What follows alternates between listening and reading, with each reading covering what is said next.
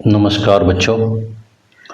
अगर आप भी बिहार बोर्ड की परीक्षा की तैयारी कर रहे हैं और मैट्रिक बोर्ड की परीक्षा में आपको 80% प्लस मार्क्स चाहिए तो इस वीडियो को आप निश्चित रूप से अंत तक देखें। यह बिहार बोर्ड की पिछली परीक्षाओं में पूछे गए प्रश्नों का संकलन है, सीरीज है। इस सीरीज में हम आपके सामने 2012 में बिहार बोर्ड द्वारा जो पूछे गए प्रश्न हैं साइंस के मैट्रिक में, वो प्रश्न लाए हैं। इस पर ये प्रश्न परीक्षा में बार बार पूछे जाते हैं, इस बार भी पूछे जा सकते हैं। इस सीरीज में हमने आपको प्रश्नों का विस्तार से हल बताया है।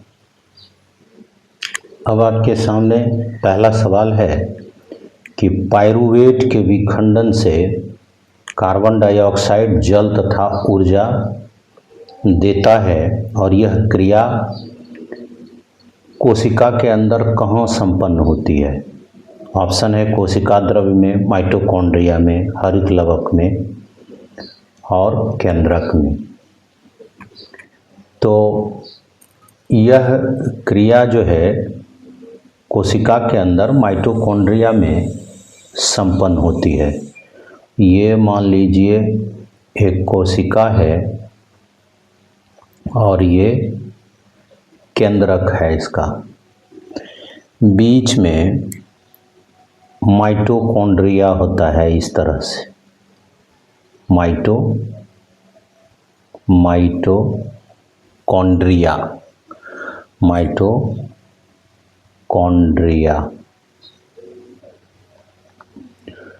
इसको कोशिका का पावर बैंक कहते हैं,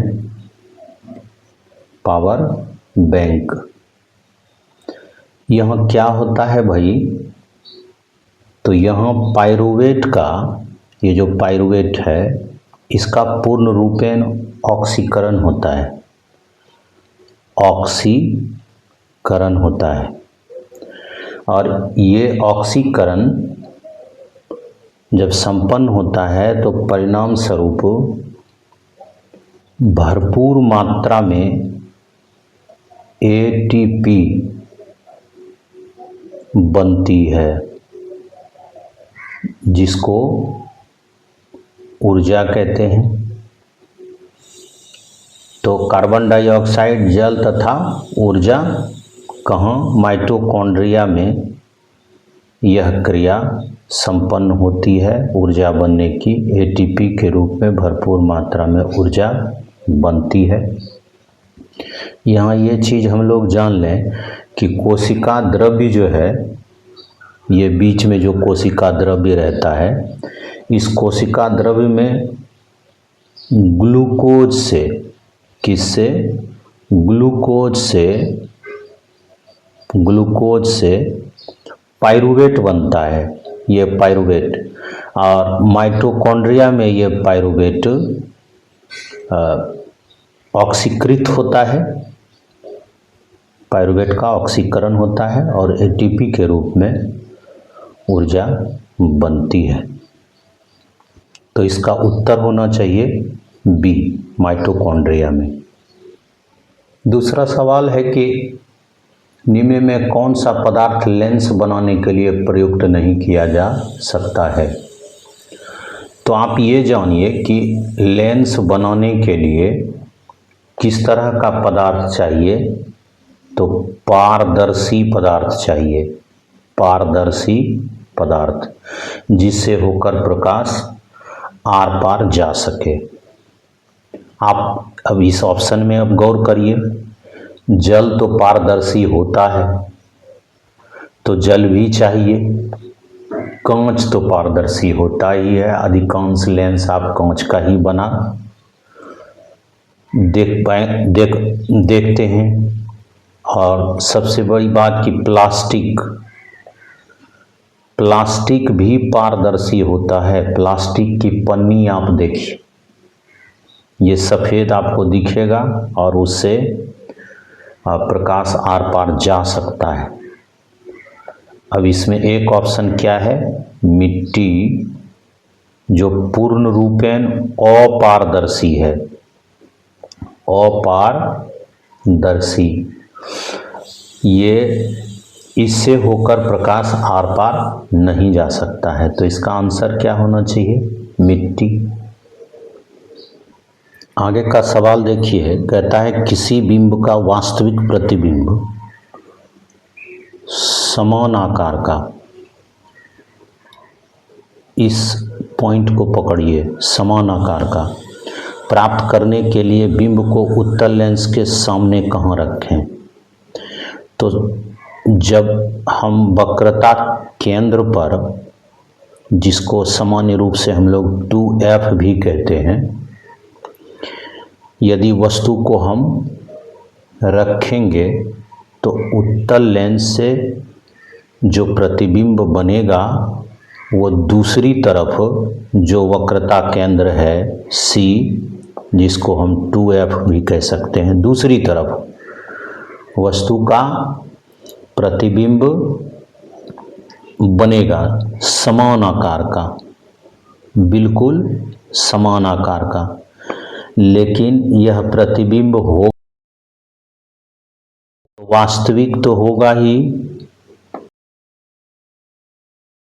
और उल्टा प्रतिबिंब बनेगा। आप ये जान लीजिए, ये यदि ऊपर है ऐसे किया हुआ, तो ये नीचे की ओर ऐसा किया हुआ बनेगा, ये इस तरह से नहीं बनेगा, वास्तविक उल्टा प्रतिबिंब बनेगा। यही है, चीज़ें हमको कहाँ रखनी होगी, समान आकार का यदि हम प्रतिबिंब चाहते हैं उत्तल लेंस से, तो वक्रता केंद्र या 2F पर रखनी होगी। ये है, इसका बी होगा आंसर। अब आपके सामने सवाल है, सामान्य दृष्टि से वयस्क के लिए सुस्पष्ट दर्शन की अल्पतम दूरी क्या है या लगभग क्या होती है। तो ये देखिए 2011 वाला सवाल फिर से दोहरा दिया गया आपको। ये 2011 वाला जो सीरीज है उसमें आप ये देखे होंगे, 25 सेंटीमीटर होता है। यदि वस्तु आँख से 25 cm की दूरी पर रखा जाए तो बिना तनाव का आँख साफ साफ देखने में कामयाब हो पाता है। यदि 25 cm से नज़दीक रहे वस्तु तो आँखों पर तनाव होगा और धुंधला तस्वीर दिखेगा।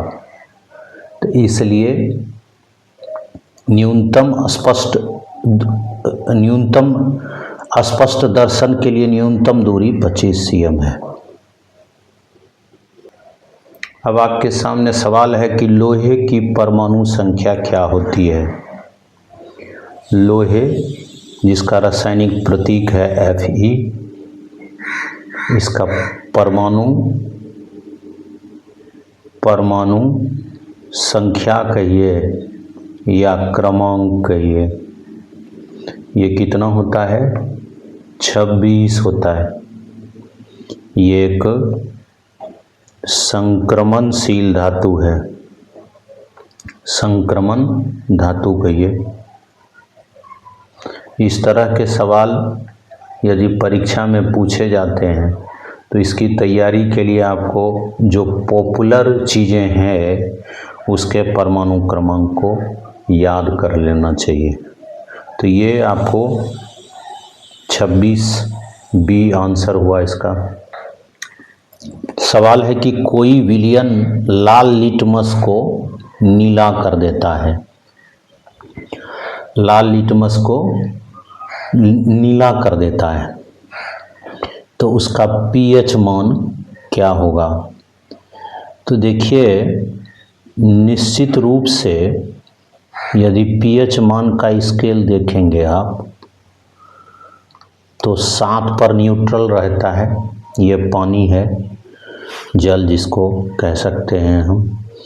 तो आगे इधर 7 से कम जो है उसका स्वभाव अम्लीय होता है, और 7 से अधिक है तो उसका स्वभाव क्षारीय होता है। ये अम्लीय जो है वो नीले लिटमस को लाल कर देता है, लाल कर देता है, और जबकि क्षारीय स्वभाव वाले जो विलयन हैं वो लाल लिटमस को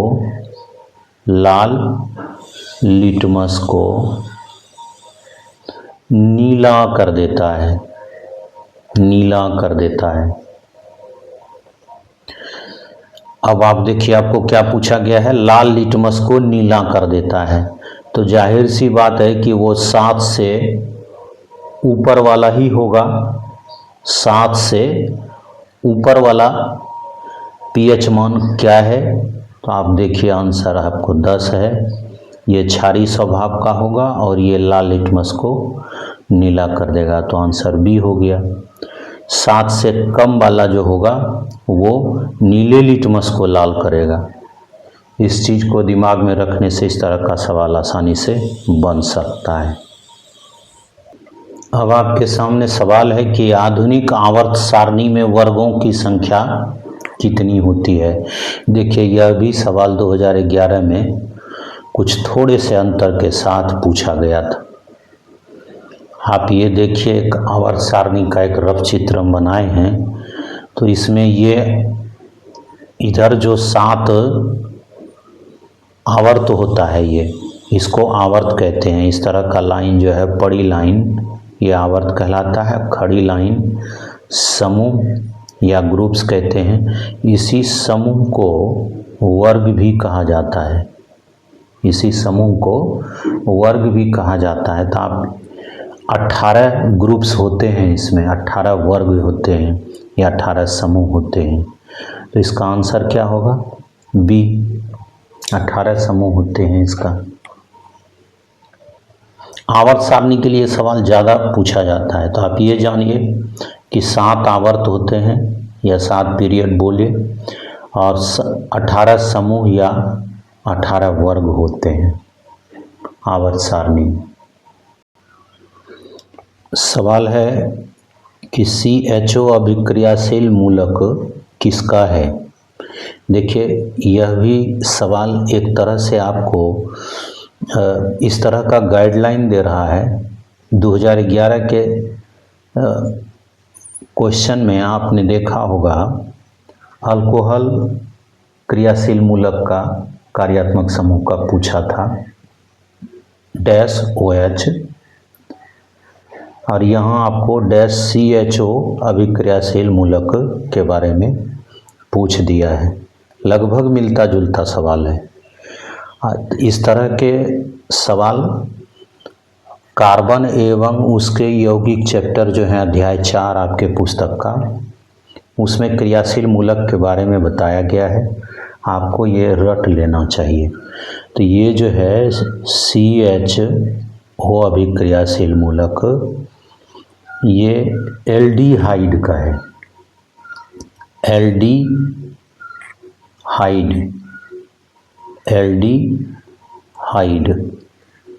ये किसका अभिक्रियाशील मूलक है, तो एल्डिहाइड का।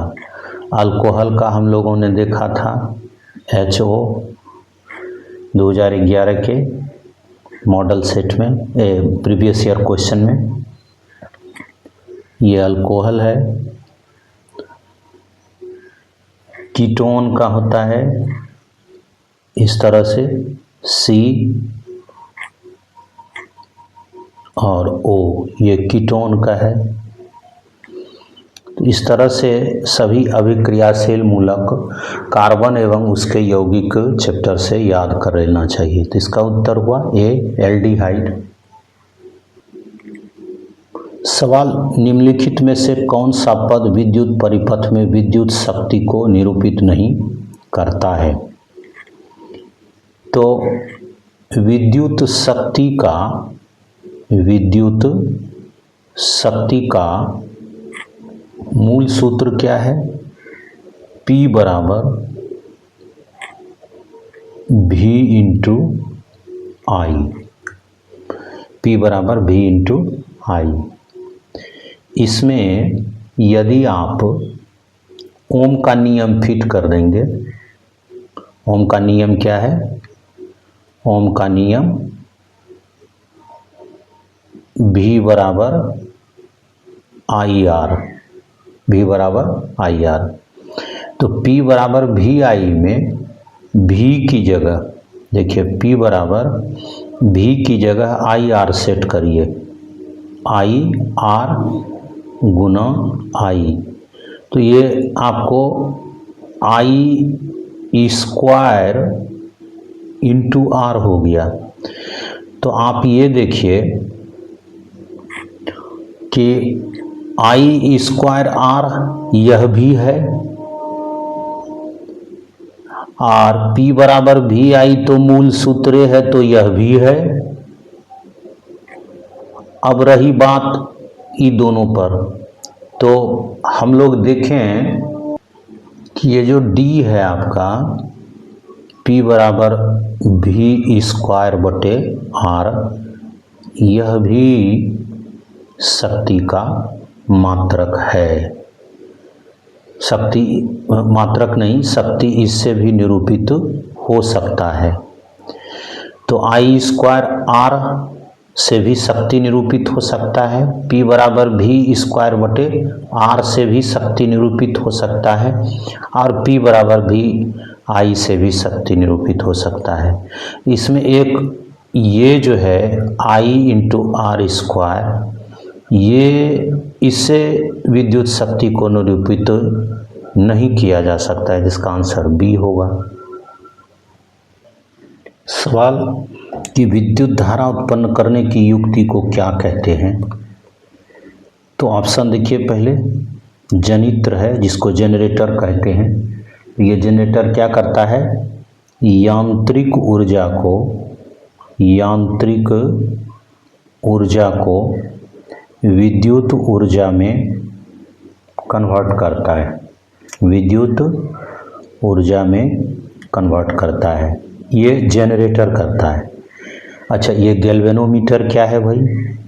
तो गैल्वेनोमीटर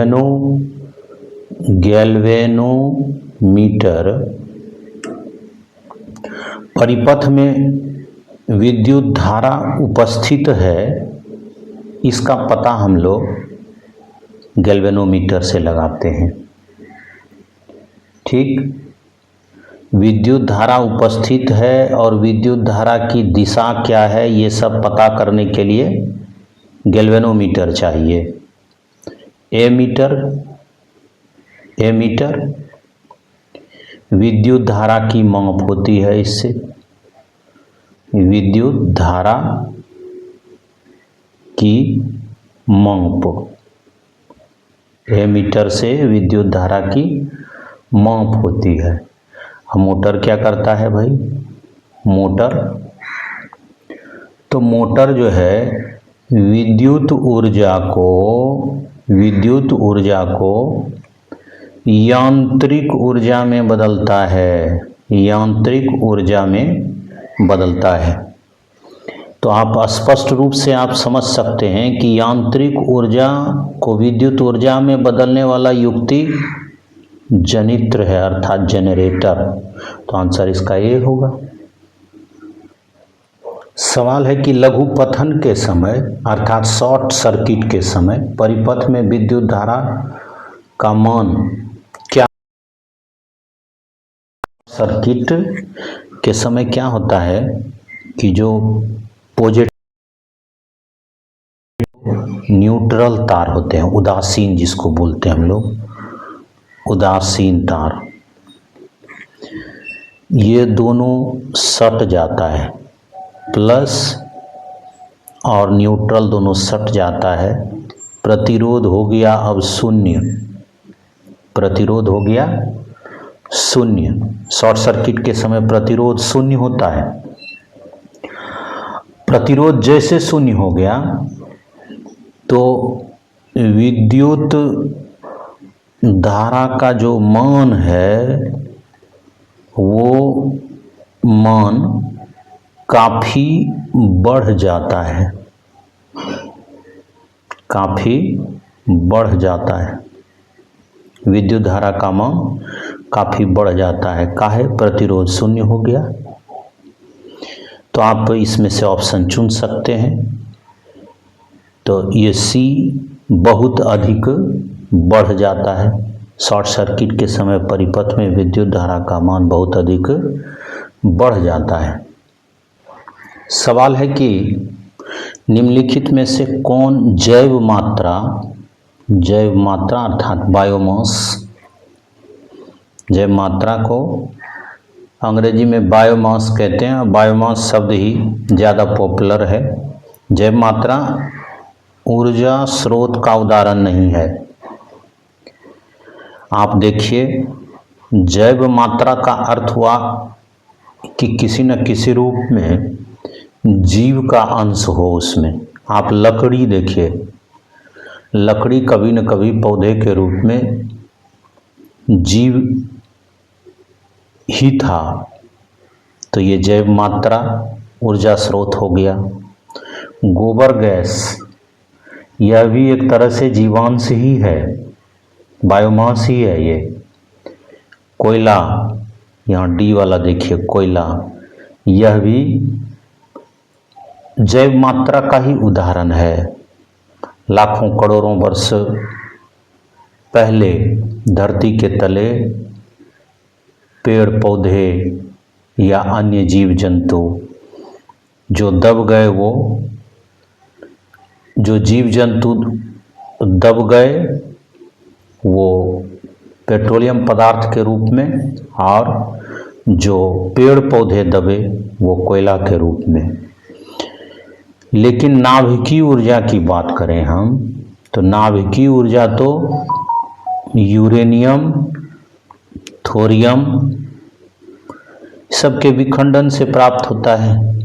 विखंडन से प्राप्त होता है, जिसको नाभिकीय विखंडन कहते हैं। इसमें जीव कहीं नहीं है। आप देखिए, यूरेनियम में, थोरियम में कोई जीव नहीं है। तो इसलिए इसका आंसर होगा सी, जैव मात्रा ऊर्जा स्रोत नाभिकीय ऊर्जा नहीं है, लेकिन लकड़ी, गोबर गैस, कोयला ये सब है। सवाल आपके सामने दिया गया है कि कोई तत्व ऑक्सीजन के साथ अभिक्रिया कर उच्च गलनांक वाला यौगिक निर्मित करती है। यह यौगिक जल में विलेय भी है। यह भी कंडीशन हुआ एक। यह तत्व निम्नलिखित में से कौन सा हो सकता है? आइए सब पर गौर करें। ये कैल्शियम है। कैल्शियम यदि ऑक्सीजन के साथ अभिक्रिया करेगा तो CaO बनाएगा, कैल्शियम ऑक्साइड। कैल्शियम ऑक्साइड बनाएगा। और जब यह जल से अभिक्रिया करेगा तो ये बनाएगा कैल्शियम हाइड्रोक्साइड, OH2। इस तरह से CaOH2, कैल्शियम हाइड्रोक्साइड। तो आप ये देख पा रहे हैं कि ऑक्सीजन से भी अभिक्रिया कर रहा है ये, हाँ, और उच्च गलनांक वाला एक यौगिक निर्मित भी किया CaO, और जो जल में विलेय भी है और कैल्शियम हाइड्रोक्साइड का निर्माण कर रहा है। लेकिन कार्बन को देखिए, कार्बन ऑक्सीजन की उपस्थिति में जल जाता है, राख बन जाता है। जल में विलेयता की बात तो छोड़ दीजिए आप। और ये फिर क्या है? सिलिकॉन है। सिलिकॉन को यदि ऑक्सीजन की उपस्थिति में अभिक्रिया कराई जाएगी तो सिलिकॉन ऑक्साइड SiO2 बनेगा, जिसको सिलिका कहते हैं। सिलिका का समान अर्थ समझिए आप, बालू या रेत। अच्छा, क्या ये जल में विलेय है? बालू जल में नहीं घुलता है जल्दी, जल में घुलता ही नहीं है ये। तो यह कंडीशन फॉलो नहीं करता है। आयरन है Fe ऑक्सीजन से अभिक्रिया करके Fe2O3 बनाएगा, ये O3 फेरिक ऑक्साइड, लेकिन यह जल में घुलनशील नहीं है, जल में विलेय नहीं है। तो ये भी गायब हो गया, ये भी गायब हो गया, ये भी गायब। कैल्शियम हाइड्रोक्साइड और ये Ca कैल्शियम जो है इसका सही आंसर होगा। सवाल देखिए, कहता है कि एथेन का आणविक सूत्र है C2H6 में किस तरह का सहसंयोजक बंध है और संख्या इसकी क्या है, सहसंयोजक बंध की। तो आप ये देखिए कि 2 कार्बन परमाणु हैं और 6 हाइड्रोजन। तो एक कार्बन परमाणु 3 हाइड्रोजन से जुड़ा हुआ है, तो ये एक कार्बन 3 हाइड्रोजन को कैसे जोड़ेंगे ये यहाँ पर देख सकते हैं। अब दूसरा कार्बन जो जुड़ेगा वह भी 3 हाइड्रोजन जोड़ेगा, ये देखिए। तो इस सहसंयोजक बंधन जो है आप देखिए 1 2 3 और 3 3 6, 3 + 3 6 हो गया, और एक बीच में कार्बन के साथ, तो 3 3 6 1 7 हो गया। तो इसमें 7 सहसंयोजक बंध है। इसका एक ट्रिक है कि जब 2 कार्बन परमाणु के बीच एकल संबंध हो, एकल संबंध अर्थात कुछ इस तरह से, तो हम क्या करेंगे कि आप जोड़िए 2 6 2 8, कार्बन के 2 और हाइड्रोजन के 6, 6 2 8, और इसमें -1 कर दीजिए, हो जाएगा 7, 7 सहसंयोजक बंध। यही वाला ट्रिक यदि आप प्रोपेन में आजमाएंगे तो कार्बन के 3 परमाणु और हाइड्रोजन के 8 परमाणु, तो 8 3 11, 11 घटा 1 करिएगा 10, तो 10 सहसंयोजक बंध हो जाएगा प्रोपेन में। ब्यूटेन में भी वही ट्रिक अपनाइए आप, कार्बन के 4 और हाइड्रोजन के 10, तो 10 जोड़ 4 = 14 हो गया, 14 घटा 1 करिएगा तो 13 सहसंयोजक बंध है ब्यूटेन में। पेंटेन में भी आप वही ट्रिक अपनाइए, 12 5 17 घटा 1 करिएगा तो 16 निकलेगा, 16 सहसंयोजक बंध है पेंटेन में। हेक्सेन में 14 6 20 घटा 1 बराबर 19 सहसंयोजक बंध है हेक्सेन में। बड़ी आसानी से इस ट्रिक से आप सहसंयोजक बंध की संख्या ज्ञात कर सकते हैं। सवाल है कि ओजोन के अणु में ऑक्सीजन के परमाणु की संख्या कितनी है। तो ओजोन का रासायनिक सूत्र होता है O3। आप स्पष्टतः देख सकते हैं कि इसमें ऑक्सीजन के 3 परमाणु हैं, ऑक्सीजन के 3 परमाणु। अच्छा, ये जो है वायुमंडल के समताप मंडल में ओजोन परत पाई जाती है, जो सूर्य से आने वाली जो पराबैंगनी किरण है, जिसको अल्ट्रावायलेट रेज भी कहते हैं, यूवी रेज से हमारी रक्षा करता है, रक्षा करती है। अल्ट्रावायलेट रेज जो है, पराबैंगनी किरण, सूर्य से आने वाली पराबैंगनी किरण ओजोन परत के कारण ही पृथ्वी पर कोई नुकसान नहीं पहुंचा पाता है। तो इसकी परमाणु संख्या 3 हो गई, आंसर इसका सी होगा।